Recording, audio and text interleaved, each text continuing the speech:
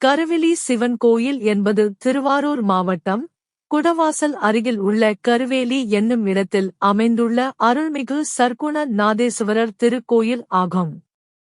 இது தேவாரப் பாடல் பெற்ற திருத்தலங்களில் ஒன்றாகும். இந்த கோயிலில் சோமவாரம், திங்கட்கிழமை கொண்டாடுவது என்பது பொதுவாக அனைத்து சிவன் கோயில்களிலும் கடைபிடிக்கப்படும் சோமவார விரதத்தின் சிறப்புகளையே குறிக்கும். சோமவார விரதத்தின் பொதுவான சிறப்புகள். சோமவாரம் என்றால் திங்கட்கிழமை என்று பொருள். சோமன் என்பது சந்திரனையும் பார்வதியுடன் சேர்ந்திருக்கும் சிவபெருமானையும் குறிக்கும்.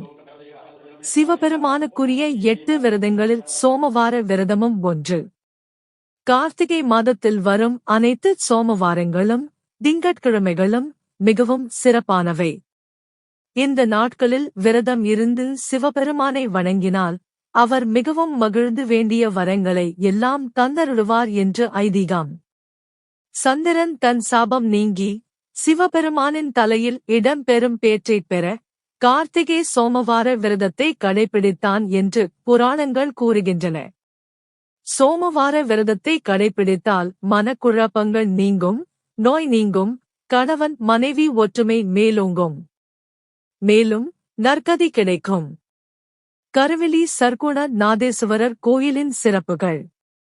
இந்த கோயில் சோமவாரத்துடன் நேரடியாக தொடர்புடைய தனிச்சிறப்புகளைப் பற்றிய தகவல் தேடலில் தெளிவாக கிடைக்கவில்லை.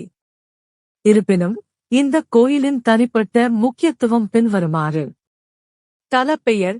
இந்த ஊரின் பெயர் கருவிலி, கரு இல்லை என பொருள்படும். இங்குள்ள இறைவனை காண்போருக்கும் வழிபடுவோருக்கும் மறுபிறவி இல்லை, அதாவது அவர்கள் மீண்டும் தாயின் கருவில் உதிக்க மாட்டார்கள் என்று ஐதீகம். பிறவிப் பிணியை நீக்கி மோட்சத்தை அருளும் தலம் இது.